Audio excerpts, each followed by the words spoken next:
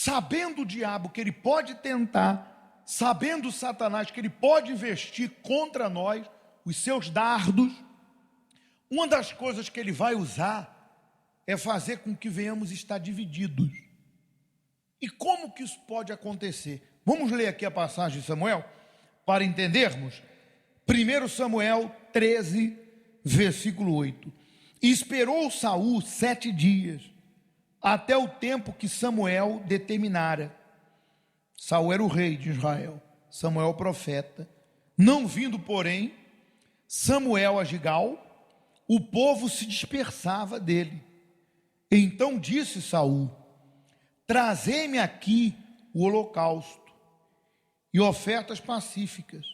E ofereceu o holocausto. E sucedeu que, acabando ele, Saul, de oferecer o holocausto, eis que Samuel, o profeta, chegou. E Saul lhe saiu ao encontro para o saudar. E então disse Samuel: que fizestes? Disse Saul: porquanto vi que o povo se espalhava. Na outra versão fala de se dispersava. Se espalhava de mim, e tu não vinhas nos dias aprazados, e os filisteus já se tinham ajuntado em Miquimas. Eu disse: agora descerão os filisteus sobre mim a Gigal, e ainda a face do Senhor não orei. Não é isso? E ainda a face do Senhor não orei. E constrangi-me e ofereci o holocausto. E então disse Samuel a Saul: procedeste nerciamente, e não guardaste o mandamento que o Senhor teu Deus te ordenou, porque agora o Senhor teria confirmado o teu reino sobre Israel para sempre. Vamos parar aí. Veja uma das situações que fazem com que nós venhamos nos dividir. Saul, o rei, é o maior exemplo disso. A situação de Saul era que ele estava preocupado em agradar a multidão que se dispersava. Então, na nossa vida, todos os dias, vão surgir situações em que nós vamos ser provados pelo próprio Deus, e é ali que nós provamos quem é o primeiro. Situações aonde ou nós agradamos a Deus, ou agradamos a quem? Ao homem. Agradamos a multidão, agradamos os que nos rodeiam. Infelizmente, uma das razões que tem feito muitas pessoas hoje estarem separadas de Deus é justamente porque situações surgiram e ela ficou dividida. Faço o que Deus mandou, cumpro o que o profeta, porque ele não podia apresentar o sacrifício. Foi uma determinação de Deus, era o profeta. Faço o que Deus mandou ou faça a vontade das pessoas, porque as pessoas estavam lá, esperando, nada acontecia, elas foram se dispersando. Imagine que situação, é uma situação terrível. O rei ficou, e agora, o que eu faço? Então vai surgir situações em relação ao teu filho, em relação ao teu trabalho, em relação ao teu marido, aos teus amigos, em que você vai estar dividido entre agradar a eles ou agradar a Deus. Quantas vezes eu vou passar por isso? Olha, sempre. E é nessa hora que a fé provada, ela é aprovada ou reprovada. Veja que se você continuar lendo, o reino de Saul seria estabelecido para sempre. Ali o profeta disse no versículo 13: mas por causa daquela desobediência que começou ali e continuou, Saul não pôde reinar para sempre em Israel. Deus teve que substituí-lo por outro. Traduzindo para a nossa vida espiritual, para que eu me estabeleça espiritualmente e permaneça com Deus, é necessário que eu desagrade as pessoas. Eu vou precisar desagradar as pessoas. E isso é algo que incomoda. Incomoda ou não incomoda? Incomoda. Incomoda muita gente. Incomoda a nossa carne, porque às vezes a pessoa que você vai ter que desagradar é uma pessoa que você considera, ele considerava o povo. São pessoas que de repente já fizeram algo por si e que de uma certa forma são pessoas que não escondem que, eu fiz algo por você, e agora? Agora eu quero ver. Então é uma situação que nós vamos ser provados. É uma cruz. É a cruz de Jesus. Entre a cruz e o punhal, é a cruz. Agora, pergunte para si, será que hoje você não tem passado por situações como essa? Será que o Espírito Santo não está a falar consigo na mesma condição de Saul? Será que você não está dividido entre Deus e agradar alguém? De repente esse alguém é o namorado, porque ou é uma pessoa que você se relaciona, porque hoje o Espírito Santo está te chamando para ir para o altar. Não é para pregar não, é para entregar a vida. Mas para ir para o altar você vai ter que dizer não à fornicação e assumir sua fé. E aí você pensa, mas se eu falar para ela ou para ele que eu não vou mais viver uma vida sexual fora do casamento, sem que eu tenha um matrimônio, ele não vai querer não. Ela não vai querer. Era essa a preocupação de Saul. Se eu não fizer o sacrifício, as pessoas vão embora. E agora, o que eu faço? Se eu perder ela, eu estou perdido. Mas é aquilo que a gente sempre fala, é melhor perder no mundo do que perder com Deus. Nós sabemos que, humanamente falando, não há vantagem nenhuma. Realmente, se você colocar na calculadora, o saldo vai ser negativo, é óbvio. Mas o que Jesus disse? Quem perder a vida, por mim, salva-la. Mas aquele que tentar salvar a sua vida, perdê-la. Sem dúvida alguma, não há vantagem, é perda. Mas é uma perda para os olhos humanos, mas é um ganho com Deus. Lembra daquela palavra que Jesus falou?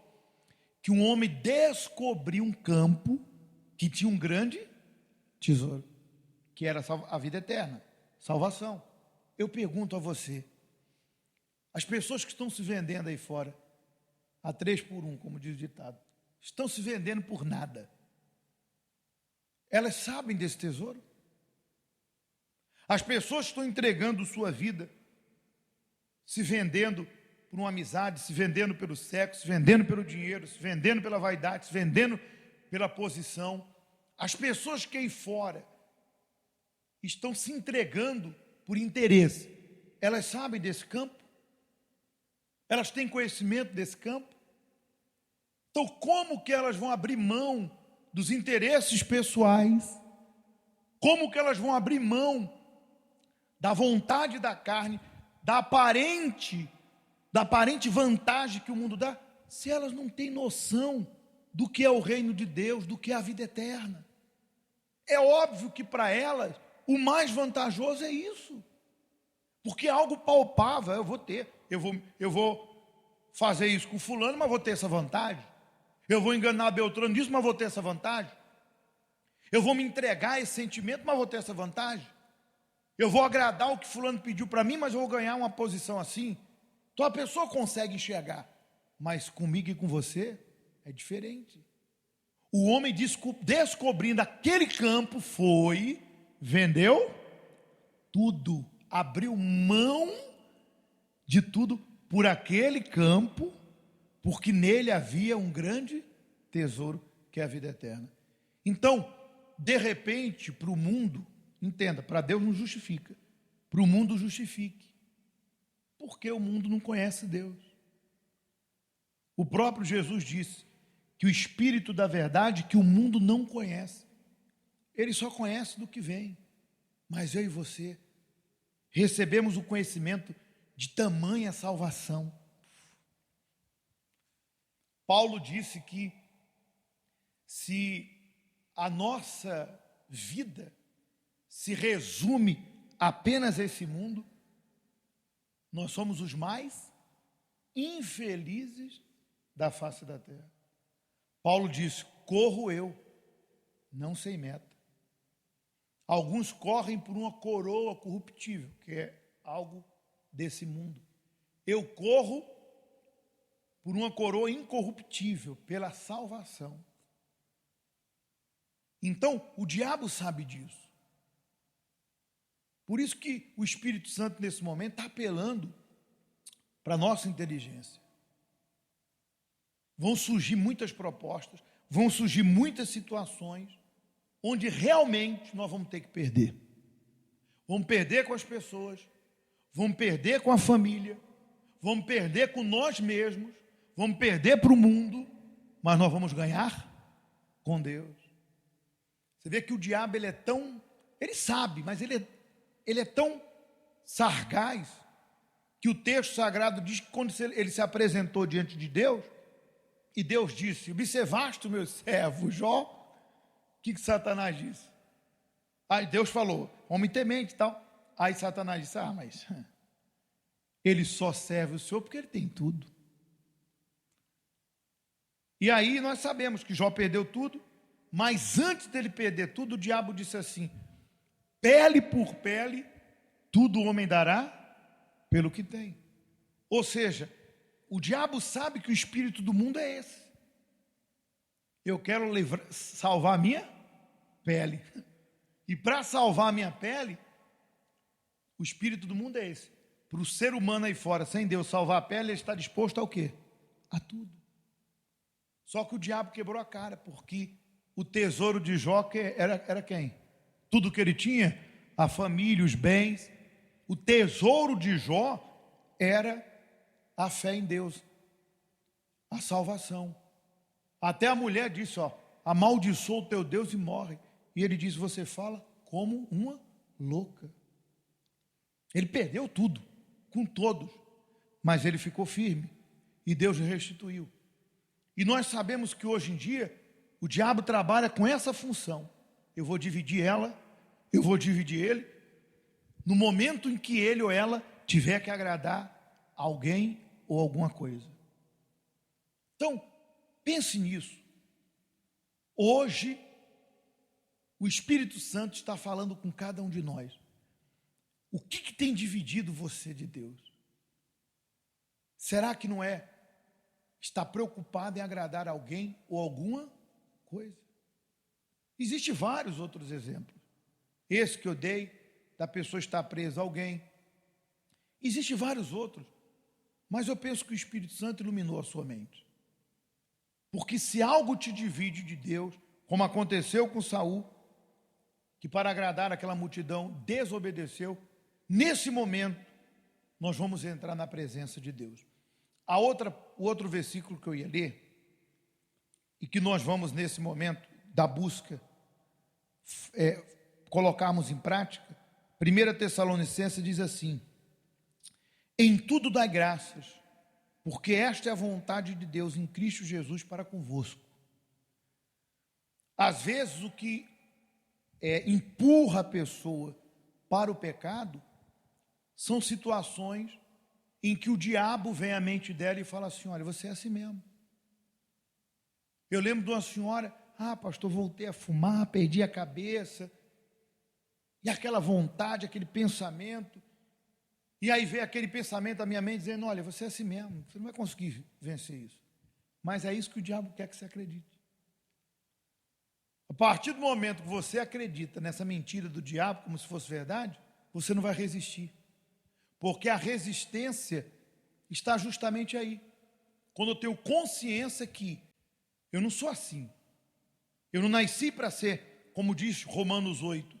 Deus não me chamou para a perdição, Deus me chamou para a vida eterna. Não faz sentido Deus me tirar do mundo, me trazer para a igreja e dizer assim, olha, tu vai ficar aqui dentro, mas tu vai para o inferno de qualquer maneira. Eu te chamei para vir para cá, mas tu é um perdido, porque isso aí tu não consegue largar. Esse sentimento tu nunca vai vencer, esse desejo tu nunca vai vencer, esse pensamento tu nunca vai vencer, essa fraqueza. Não faz sentido, isso é irracional. Deus me chamou das trevas para a luz, do inferno para a salvação. Mas o diabo quer que eu acredite nisso, que eu não tenho jeito, que eu sou assim mesmo, que essa fraqueza, esse desejo é algo que faz parte de mim. Mentira! Porque escrito está, fazei morrer a vossa natureza terrena, e vos revestistes de um novo homem que se refaz conforme a imagem de Deus. Então, poxa, se eu tenho que ser velho e permanecer na velha vida, com algumas melhoras, então por que Deus está dizendo que eu posso matar o velho homem e me refazer o novo? Será que Deus se equivocou? É porque é possível, mas somente com a ajuda do Espírito Santo. Então está passando por um problema? Deus, eu não sei por que eu estou passando por isso, mas eu te dou graça, Deus. Porque eu creio que depois dessa luta vai vir uma grande vitória. Depois dessa tentação vai vir uma experiência. Eu vou, através dessa experiência, ajudar outras pessoas. A minha vida vai tocar outras vidas. Eu vou ser o sal que o Senhor quer que eu seja. Mas esse problema não significa que eu estou longe de Deus. Esse problema não significa que eu estou mal com Deus. Esse problema não significa que Deus não está me ouvindo. Imagine você, se toda luta investida do diabo, de situações, eu tentar procurar chifre na cabeça de cavalo e ficar me perguntando, será que esse problema não é porque eu estou mal com Deus? Mas você tem uma consciência, e a Bíblia diz que se a minha consciência não me condena, eu estou em paz com Deus. Essa luta aí faz parte, é vitória, é para me aproximar, é para me ficar mais forte, é para eu ter experiência. Eu não vou questionar minha fé, vou olhar adiante, porque hoje eu posso não entender, mas amanhã Deus vai mostrar do porquê de todas essas lutas. Em tudo dai graça, até por aquilo que tu não entende, Deus vai te revelar. Amém? Então, se você está dividido, é a hora de se unir. Se você tem deixado de agradar a Deus para agradar pessoas, é a hora de você pedir perdão e confessar. E se você está sendo empurrado por uma situação que quer que você acredite que você não pode ser aquilo que o Espírito Santo determinou, uma nova criatura, o sal, um homem ou uma mulher cheia do Espírito dele, ter um novo caráter, então tu vai falar com Deus e vai dizer, meu Deus, eu sei que essa situação tem me empurrado, mas eu te dou graças, que o Senhor me ajude a passar por isso e me tornar uma fonte para outras pessoas. Amém?